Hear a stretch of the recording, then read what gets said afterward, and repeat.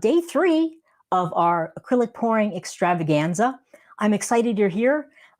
It's going to be a fun session, I think, a fun video, a fun live stream. We're going to be talking all about color and values.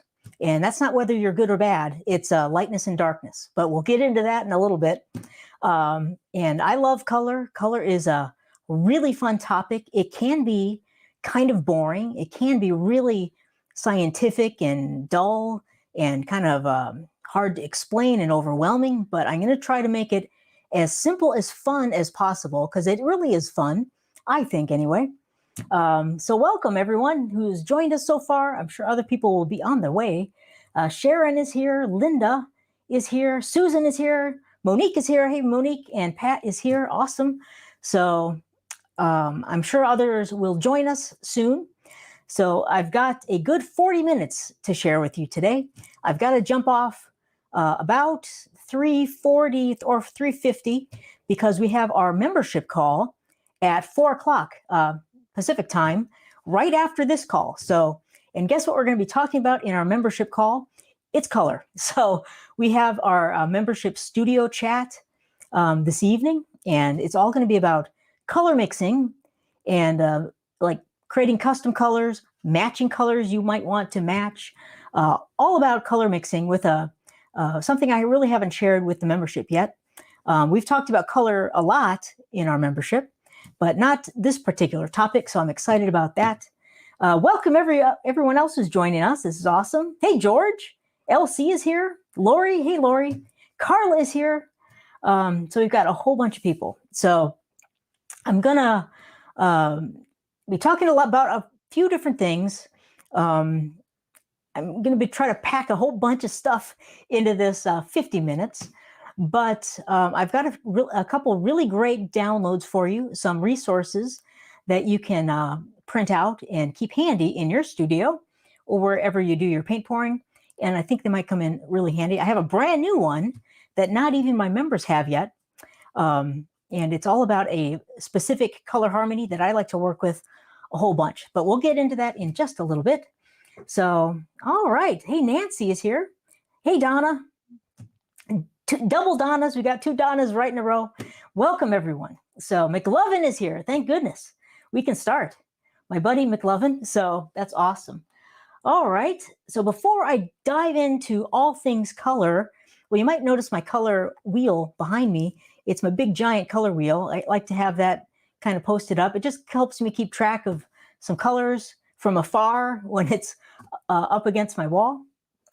So, but we'll be talking all about colors and a lot of different things, and mostly how it relates to acrylic pouring. That's why we're all here and why we want to use color. And color acts a little bit differently with acrylic pouring than traditional painting with a brush or traditional abstract painting, where we're applying colors in a different way.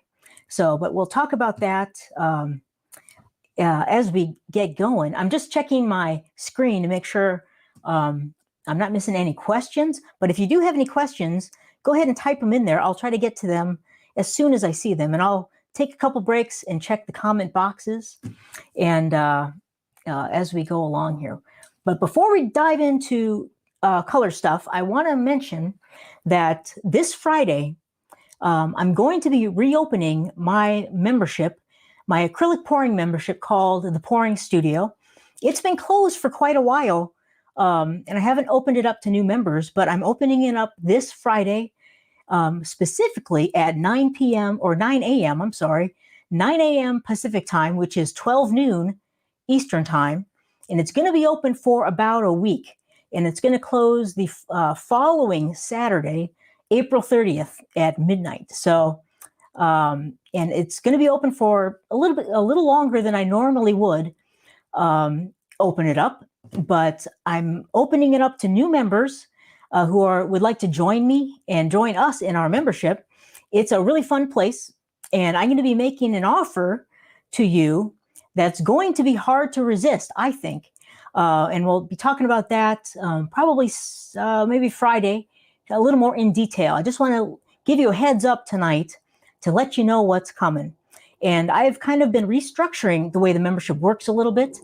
And We do a lot of fun things in the membership. We go live every single week. We talk about different topics. We cover one technique every month. So we kind of do a deep dive into one specific technique, and we've covered quite a few of them.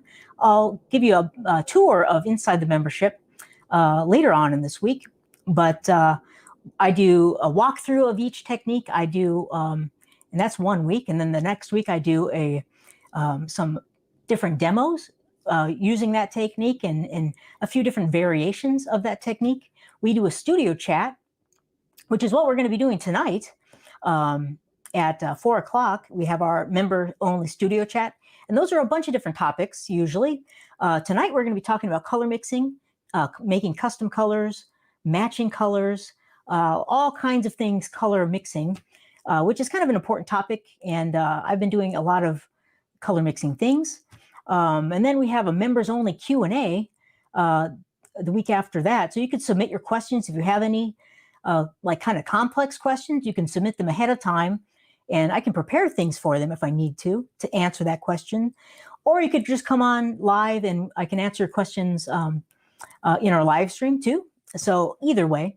And finally, we also have a art show every month where we gather. You can submit some paintings you've done for that particular month. You can use the technique that we've been working on, but it's not necessary. And we take a look at some of your paintings, which is always a lot of fun to see kind of where people are at, how much progress they've made. And I give away some prizes, which is a whole lot of fun for me. And things like paints and pouring mediums and tools and other supplies that I like to use. So that's a whole lot of fun. So that's the membership part of the membership, but I have restructured it a little bit. And I'm going to be focusing a lot more on creating courses. And I've just finished my second course. It's kind of a big one. It's called Fluid Art Foundations, and it covers all of the foundations, not necessarily basics, but kind of the overview of and nitty-gritty of my style of acrylic paint pouring. And it talks about my supplies and tools that I like. I mentioned those earlier in this week, how to prep your canvases, a little more advanced things like that. We go into pouring mediums. I talk about how to measure your paints. My entire paint mixing system is in this course, which is quite a lengthy section of the course. I talk about my ratios, my favorite formulas, how I mix paints, how I accurately measure ingredients every single time I mix paints and do it really fast. I have a special tool that I made, and then I show you how to make them. And it makes the process of mixing your paints incredibly fast and very accurate. And we talk about consistencies a lot. And then I walk you through 3 different techniques, the core paint pouring techniques, the ring pour, the flip cup, and the direct pour, which is actually kind of 3 techniques in one, actually the way I use it. So the direct pour is kind of the simple acrylic pouring technique. Not a lot of people talk about it, but it's a really fun one to try out and use. So I walk you through that entire technique. And so those 3 core techniques are kind of the basis of most other acrylic pouring techniques. The ring pour and the straight pour are very similar. And then you have, multiple ring pours. You have the kiss pour. You have off of the flip cup, you've got the floating cup and, multi-floating cups. There's all kinds of different variations of the ring pour and the flip cup and the direct pour too. And the direct pour involves the puddle pour, the classic pour, which is what I've named it, and also the ribbon pour slash dirty cup pour, as it's often called. I like to call it the ribbon pour. But those techniques make up the bloom, which is basically a really fancy puddle pour. And then also like pearl pours are variations of direct pours, puddle pours, things like that. So those 3 core techniques kind of make up most of the other techniques in acrylic pouring.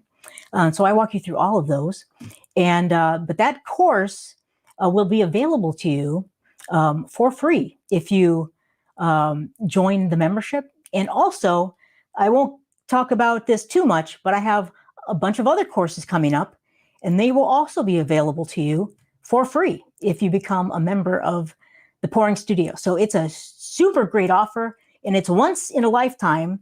Once I close the membership after this, I'm never going to make this offer again.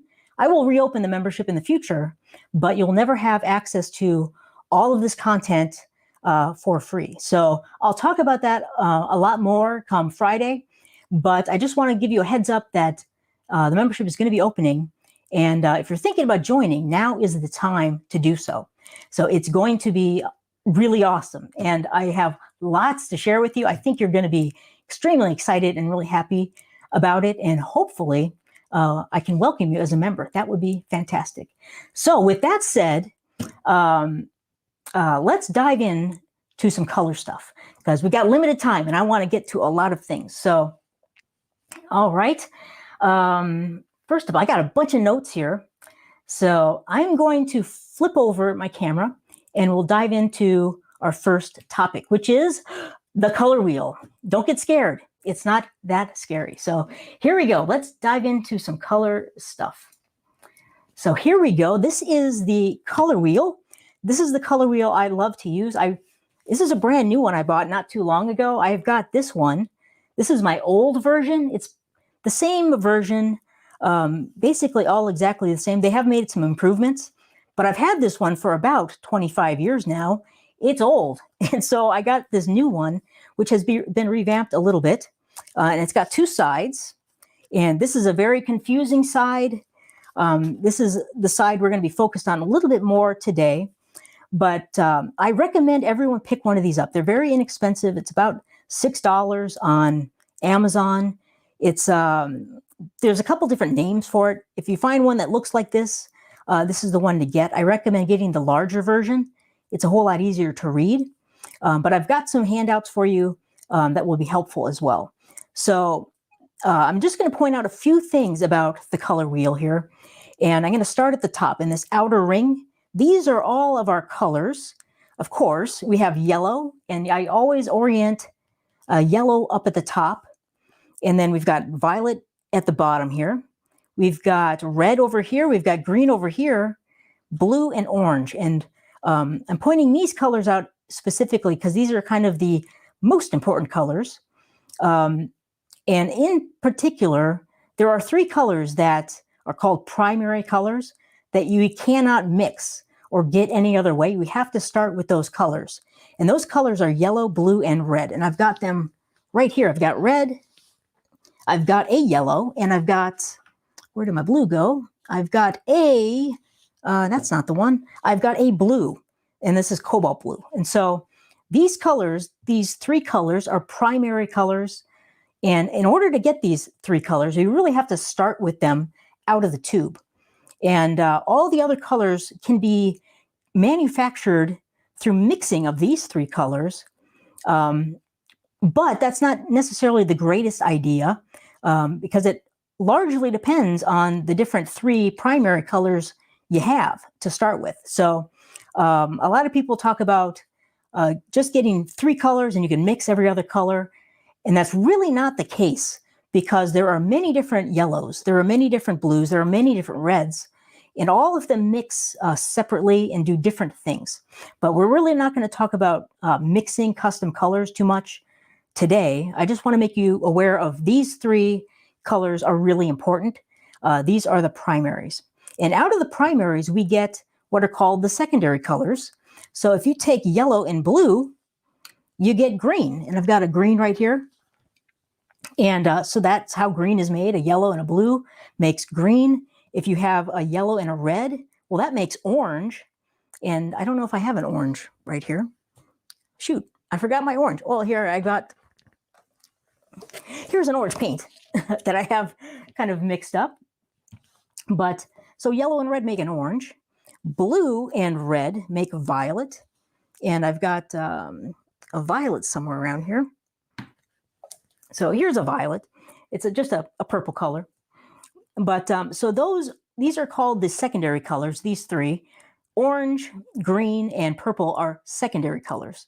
So those are the kind of most important colors. There are also called tertiary colors, which are, yellow, green, blue, green, which is turquoise, blue, violet. I don't really I use those colors all the time, and I like to use them kind of right out of the tubes. I've got like a turquoise here. That's a blue, green. But as far as we're concerned, the primaries and secondaries are kind of the most important to us. So, and next up, what I want to talk about is, so those 6 colors are pretty important. But the next thing I want to talk about are these colors that are opposite each other. So we have yellow up here, and we've got like violet right down here. I'll grab a violet. And any colors that are opposite each other on the color wheel are called complementary colors. So yellow and purple, orange and blue. So we have blue and orange. I got my little orange cup here. We've got red and green. These are all complementary colors. And complementary colors are very popular. It's a very popular color scheme, color harmony in most artwork. You know, if you've seen any kind of, what am I talking about? Shoot, the word escapes me.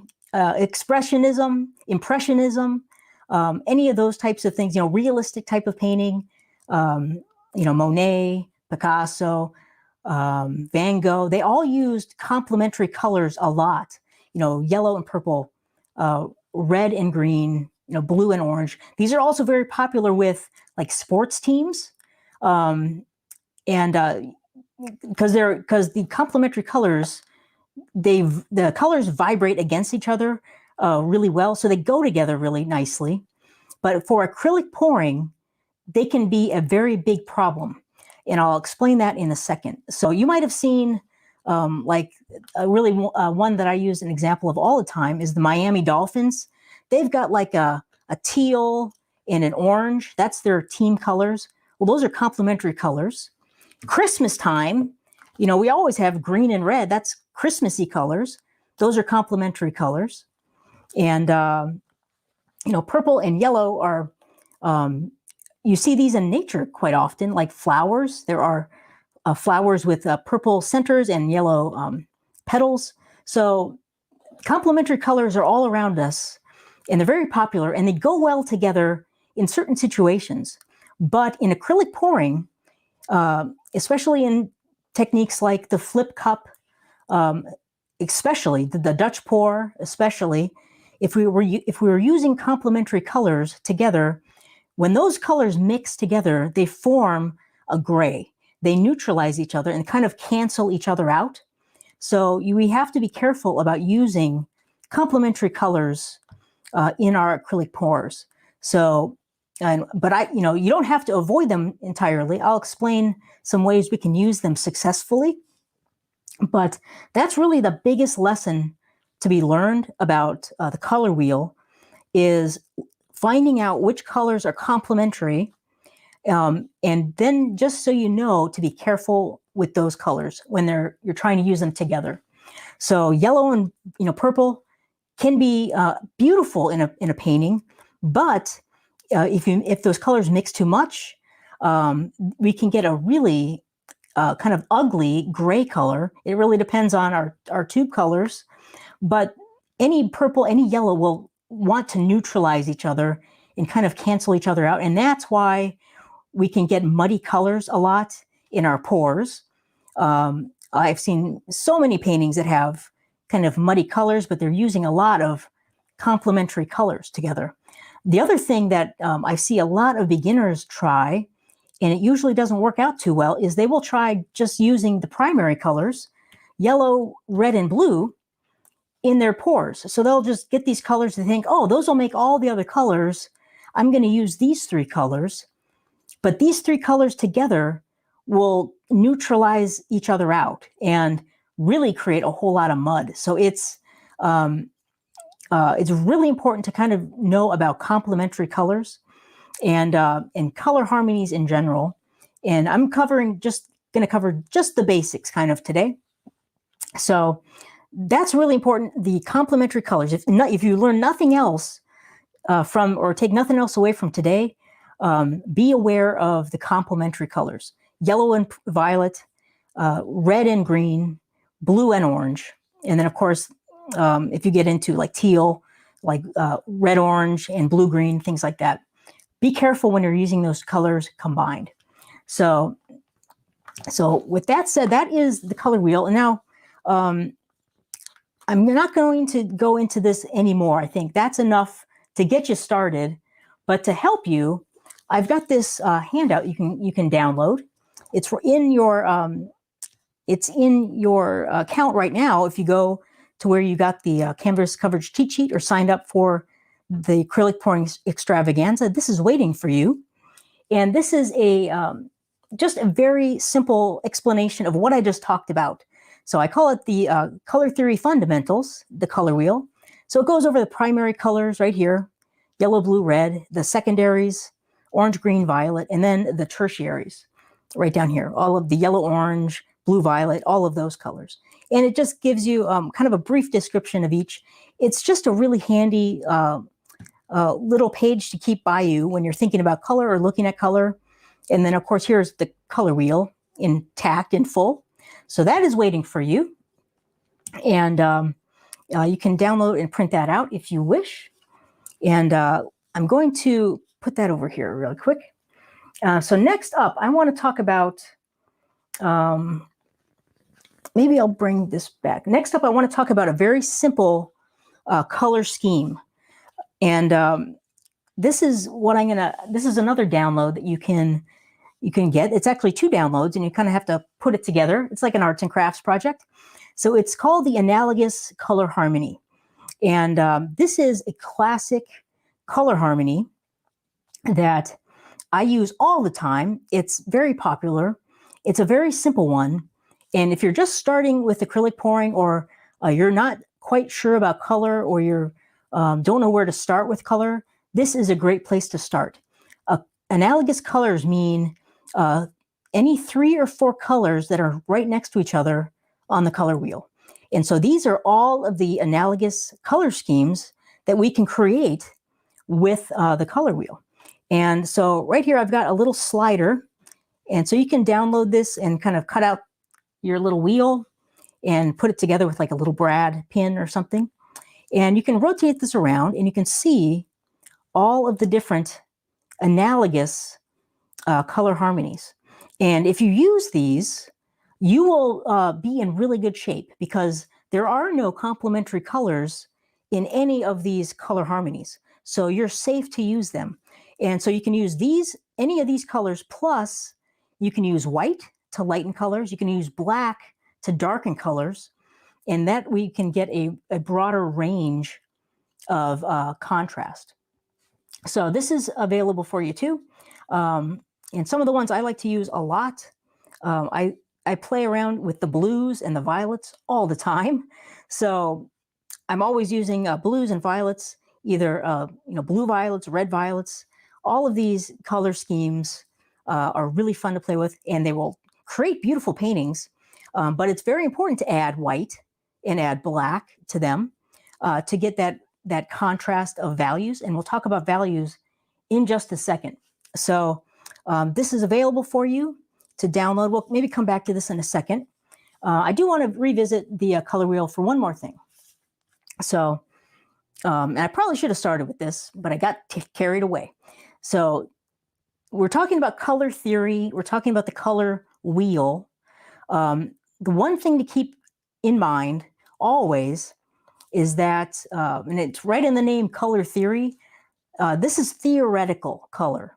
And we have all these colors around the color wheel here, but these are really generic colors. So we have a yellow, we've got a green, but that just indicates any kind of yellow, any kind of green. This is just a general tool to get you closer in the ballpark. And don't take this super, super literally, because color expands so far beyond this color wheel. And to demonstrate that, I just want to show you something. So let's say we're looking at blue. So we've got a blue here, but what blue is that? There are so many blues, and I'm just going to show you.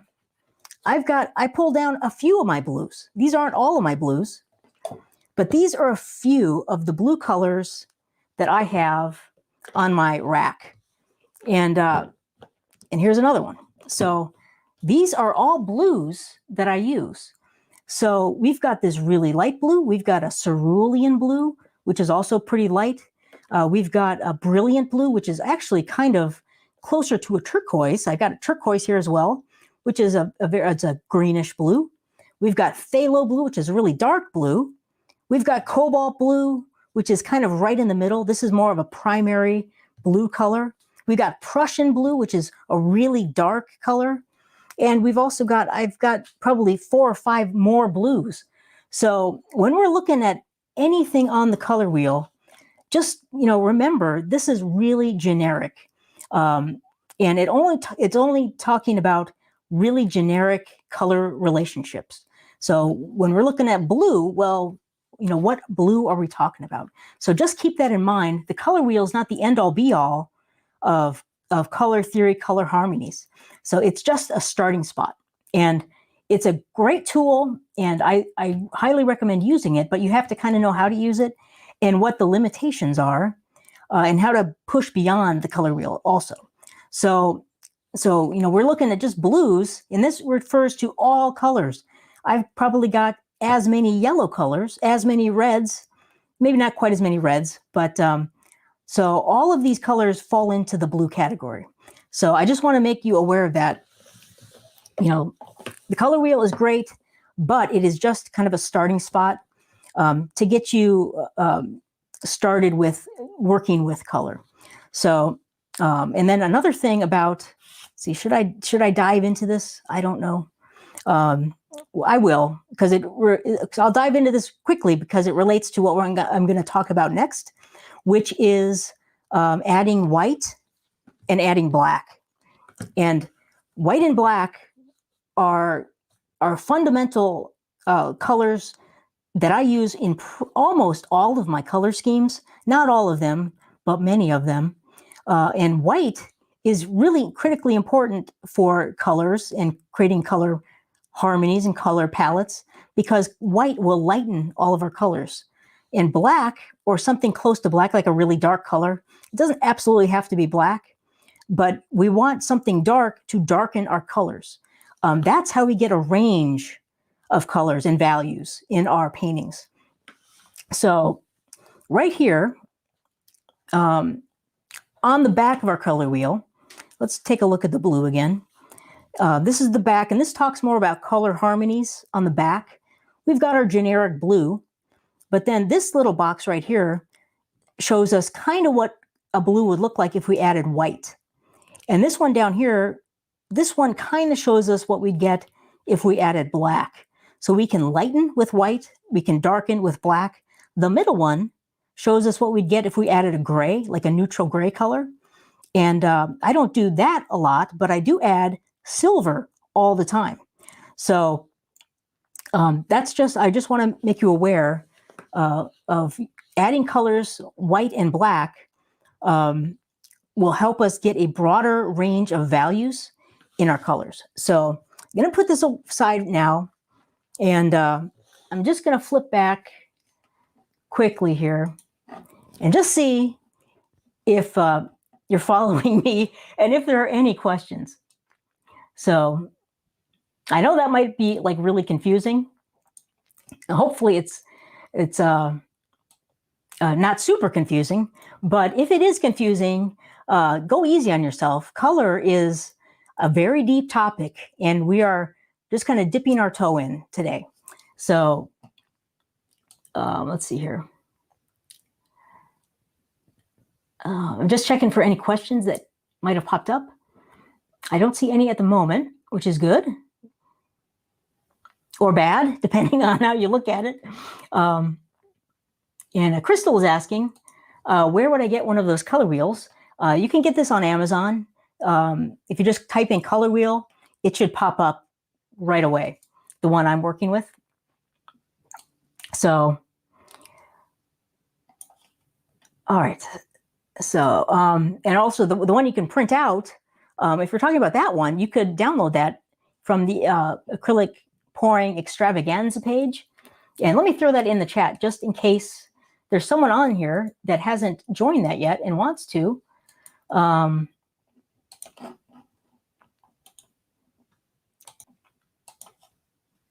Here we go. So I put that in the chat. If you have just joined us or just found me and you're like, what are all these downloads you're talking about? Well, if you click on that link, it'll take you to a page where you can sign up to get my acrylic coverage cheat sheet version 2.0, and all these other resources are in there as well. So it's a very, very valuable thing to sign up for. All right, so next up, we've talked a bit about color and the color wheel, and about kind of lightening colors and darkening colors a little bit. And but now I want to talk about something that's almost as important as color, if not more so, which is value. And value is the lightness or darkness of our colors.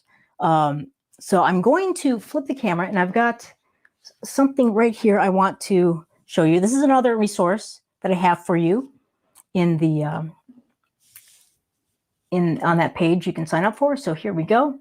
So it might be a tiny bit blurry just at the beginning, but this is the Color Theory Fundamentals, the value scale. So this is a custom value scale I created, and it's kind of crazy looking, but I designed this for a specific reason. And the value scale is critically important for all types of painting, especially acrylic pouring. So right over here, we've got a standard kind of value scale, 1 through 9. So 1 would be white, 9 would be black, and then all these other colors are kind of different shades of gray within this white and black scale. And every color, just right out of the tube, has an inherent value to it. So let me grab a couple. So I mean, here we have our white, so that's obviously number 1. That's right up at the top. White, black right here, that's number 9. But then let's grab a red. Like, what value is red?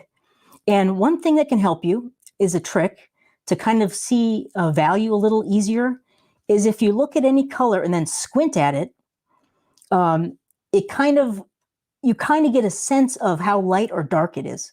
So just as an example, why don't you squint at the screen right now? You can see how much darker this red is than the white. I mean, it's quite a bit darker, isn't it? So where would the red fall on our value scale? Well, I'd say it's probably between a 5 and a 6. So it's quite a dark color, actually, a red. You think of reds as being, really bright. Well, they are bright, but they are kind of dark in value. So let's take a look at this blue. And you think blue is usually a darker color, but this blue has a lot of white in it. It's a very light color. So if we looked at these two together, the white and our blue, and squinted at those, the blue was much closer to the white than the red was. So this blue here might be on the 3 to 4 scale right there on our value scale. So the value scale helps you to see the brightness or the lightness or the darkness of a color. And having a range of those is really important to have what's called contrast in our paintings. And contrast is excitement. Our eyes love to see contrast. They love to see brights and they love to see darks together in the same, like intermingling in the same paintings or photographs, whatever you're looking at. Your eyes love to see contrast. If they see all very closely related values, like if we covered this up and everything in the painting was maybe between a 4 and a 7, it could still be a beautiful painting, but we have much less contrast. Our eye isn't as excited about that. So we have to compensate in other ways for a very small value range. So that's the basic reason why I like to have a value scale. And I refer to this all the time. But just knowing about this will improve your painting so much. If you know, I've got to have some light colors and some dark colors to make a more interesting painting, this will help tremendously.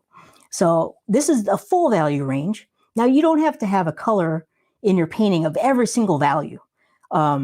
We just want a couple of values. So I'm going to jump over here to the far right. And this is a 3 value scale. And so we've got a white, we've got a black or a really dark color, and then something in the middle. And about 3 different colors, 3 different values is about the minimum I would suggest for your painting. So that's why I put a 3-value scale. So you could create a beautiful painting with white, and let's say not black, but let's say like a Prussian blue. That's a really dark color. And something in the middle, like what would be a good middle color? Let's see. Maybe a turquoise. What about that? So that would be kind of a middle value color. So with just these 3 colors, white, turquoise, and a Prussian blue, we could get a very interesting dynamic painting with a very broad value range. And the advantage we have with acrylic pouring is if we're talking about a flip cup or any kind of layered cup or a Dutch pour, pretty much any technique, we're putting these 3 colors, we're layering them in a cup, we're dumping that cup over, and these colors are going to blend together. They're going to create new colors. They're going to create new values. They're going to fill in these blanks. Just these 3 colors will fill in all these other blanks we have just by intermingling and merging and blending with each other. So that's a huge advantage for acrylic pouring. So we really can have a very, very limited color range with only a couple colors and create some very dynamic paintings with a lot of contrast. So that's a great advantage we have that a lot of other painters don't have. They have to add every single value or mix every single value and add it with a brush or with a squeegee or whatever they're painting with. We can kind of just use very simple colors, add them to our cup, and they will kind of do half the job for us and create a lot of these intermediate colors. And we're creating intermediate colors as well as intermediate values. So it's pretty awesome. So this is like the simplest maybe color scheme you'd want to go with. The next one up is one I use all the time, is a 4-color value range. So we have a light color, we have a dark color, and then we have a couple of colors in the middle here, a couple mid-value colors.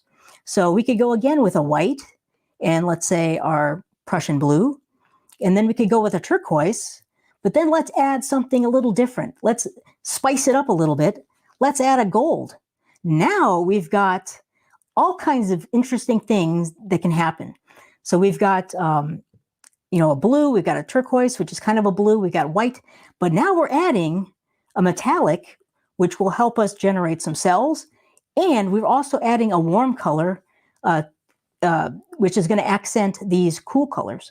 So I use this particular value scale or slash color range all the time. A light color, a dark color, and then a couple of colors right in the middle, mid-value colors. And you could progress and take it further. You could go up to the 5 here, the 5 colors. So you could have a light color, a dark color, and then 3 in the middle. So, and that's, we're getting into 5 different colors here. I usually work with between, I'd say 4 and 6 colors generally in most of my paintings. Sometimes I go wild and use a bunch more colors, but that's rare. That's not that often. Usually I go between 4 and maybe 6. And that's all of the colors that I would use in a painting, but they all fall within one of these value ranges. So I always want a light, I always want a dark, and I always want some in the middle.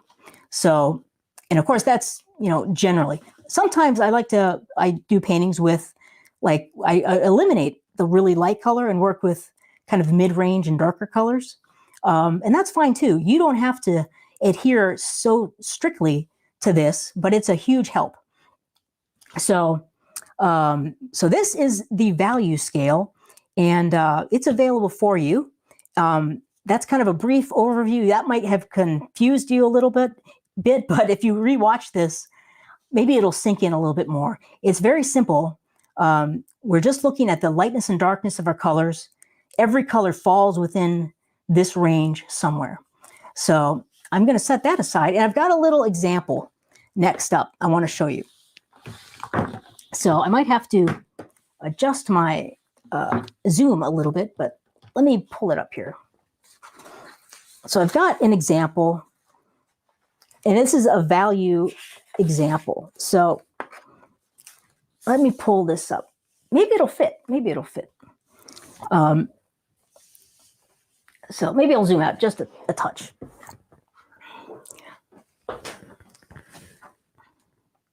Oops, wrong way. There we go. So here we go. Now take a look at these two images. They're black and white. These are two of my paintings, and I just turned them into black and white. But just, gut reaction, which one of these is more interesting to you? Just like number one or number two? And I'll write that down. Like maybe you can throw it in the comments. Number one or number two? Which one? And don't think about it too hard. Just like kind of an instinct, gut reaction. One or two? And Gail's here. Hey, Gail. Gail says two. I agree. By the way, there's no wrong answer here. You can be more excited about number one, too. Elsie likes number one. That's more interesting. I'm seeing a lot of twos. Okay. I'm seeing a couple ones. That's fine. There's no wrong answer. Two. Great. Yeah, I'm trying to make the point that this right here this entire painting has very close values. Everything is very close in value. This one, number two, we've got a lot of different values. You've got really dark colors. You've got really light colors. And, that like pops, our eye just looks at those quickly. Our eye is attracted to contrast. So it immediately goes to right here, this really dark next to a really light color. It's just the way our eyes see things. And this is a classic rule for art. I'm not making this up. It's been around forever. So that's interesting. A lot of people are saying two. And so that's great. So let me show you what these actual paintings look like, though. And you might be attracted. If you said two, you might like two the best, but you might like one. Because value is one aspect, but color is another aspect. So let me show you these two paintings. Let me grab them. So here's number two. And here's number one. So now you might say, oh, number two is okay, but I really like the colors in number one. So you can type that in if you want to. You don't have to. But once we add, value is one thing. But when we add, and it's kind of like a foundation, but then you add color on top of it, and it's a completely another experience, another layer of seeing a painting. So, and some of you are still saying number two is good. Pat likes number one the best. That's good. So that's one example just of how to see value and then how to see color on top of that. So let me take these away and I'll show you another one. So I've got one more example here. So here's our number one. And this has got a little more contrast than our last number one did. And then here's a number two. So which of these draws your attention first, or are you attracted to more right off the bat, just like your gut instinct? Number two. And someone's saying both, that's fine. So number two, number one. Now, another thing at play here is design, the composition, the way the lines are working, and that's another additional factor that we haven't talked about today, but that's an important one, is composition. So number one, some of are liking both of them equally.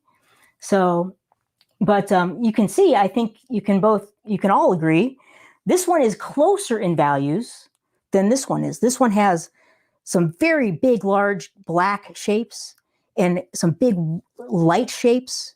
So this has a very broad range of values. This one is closer.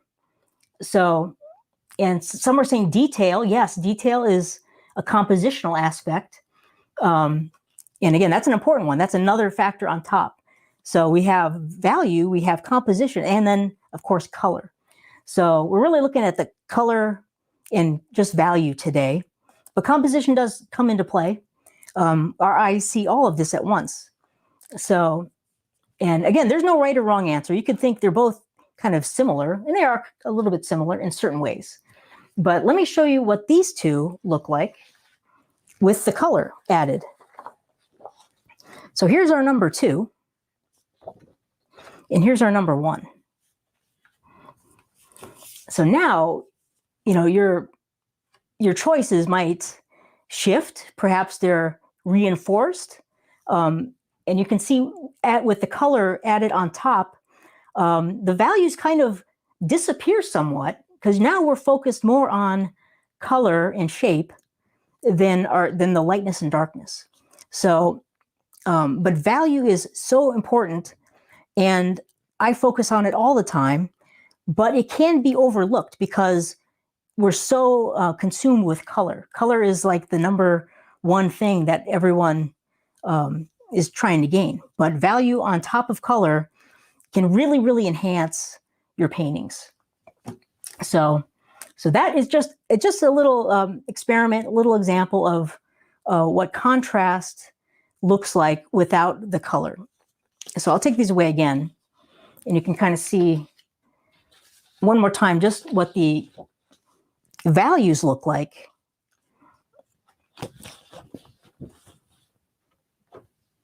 And yeah, Sonia's saying the color totally changes it. She still likes number 2 better. So, but yeah. So, and someone's saying, where was that? Where was that? Shoot. Yeah, Pat says, like, number 2 looks mysterious. Yeah, and because it's dramatic. You know, we have really darks and really lights. That's like dramatic, mysterious. That's that, you know, that's the contrast between the dark and the light. So that's just a little of values and why I think they're so important. Because it's like kind of the foundation of your painting. And so, all right, so let me flip back here quickly and flip back to me. All right, we're getting close to the end. So, and I have to then jump off and jump on to our members call. And by the way, a lot of members are here. Make sure you jump off of this call and then join our members call. So, and we'll give you a little time, a little leeway tonight, just because we're jumping between live streams. So I've talked about kind of color theory basics, the color wheel, the basics of color, complementary colors, and then I've shown you a analogous color, and you can get that color wheel and then play around with that. And the analogous color wheel or color harmonies are great to start with if you're brand new, because you can't really screw it up too badly. All those colors are going to play really nicely with each other. When you jump across from each other, the complementary side of the color wheel, that's when you have to be a little bit careful. But it can be done. And like the painting right behind me, this is a complementary color scheme. It's orange and blue, but I used a very specific technique to get those colors to work and kind of play nicely. So, and there are ways to do that. This particular one is called a waterfall pour, but I used a split cup. And so I put orange colors on one side of the cup, blue colors on the other side of the cup, and you can separate them until they hit the canvas, but you really minimize the blending. So there are lots of tricks to kind of work with complementary colors and these other, like, much more sophisticated color harmonies, and without getting a lot of muddy colors. So I've got just some tips. What do I got here? A couple of tips just to talk about. And you could jot these down. I didn't write them up or type them up. Perhaps I will, and then put them in the download section. But these are a couple tips, color tips in general. So in general, yellow and orange are difficult colors to work with, I find.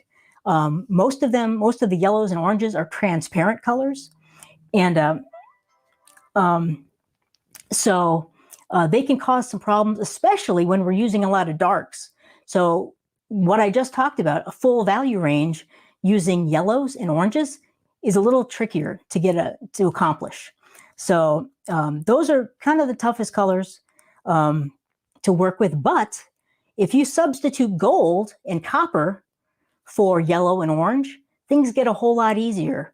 So because golds and coppers in general are more opaque colors, so the transparency factor isn't as severe, and metallics in general don't blend quite as easily or as much as kind of standard colors. So I always use gold, usually in place of yellow, and I use copper and a lot, and I even use a metallic orange a lot, and in place of orange, yellow, and even some reds. So using metallics is a wonderful thing to do. Also, the metallics will help accentuate the cells. So it's kind of like a double benefit. We can kind of eliminate or minimize muddy colors, and we get more cells because of the metallics. Kathy has got a good question. And I'll address this, and maybe this is what we'll leave on tonight. So Kathy is saying it's probably obvious, but what do you mean when you say transparent and opaque colors?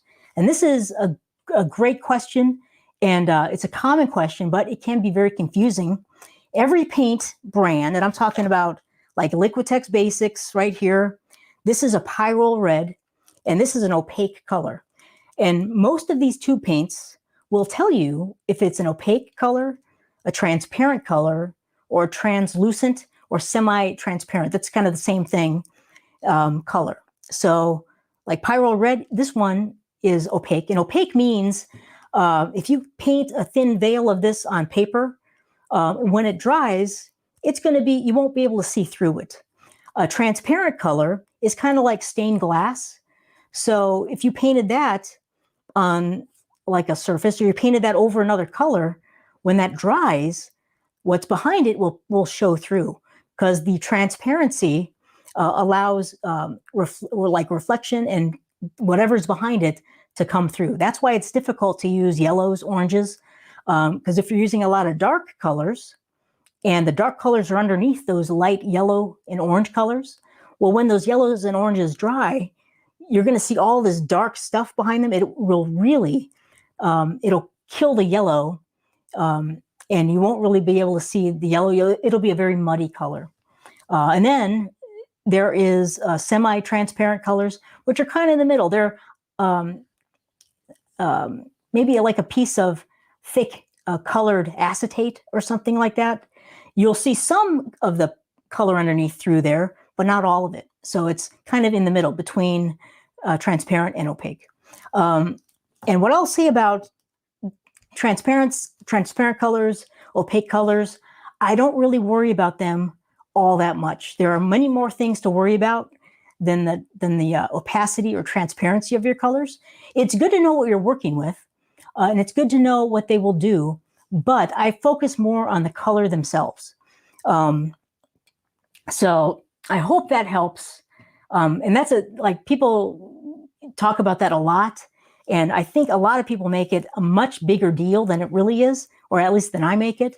I focus much more on the color and the values than I do on transparent or opaque. So that's a great question, Kathy. I hope that helps a little bit.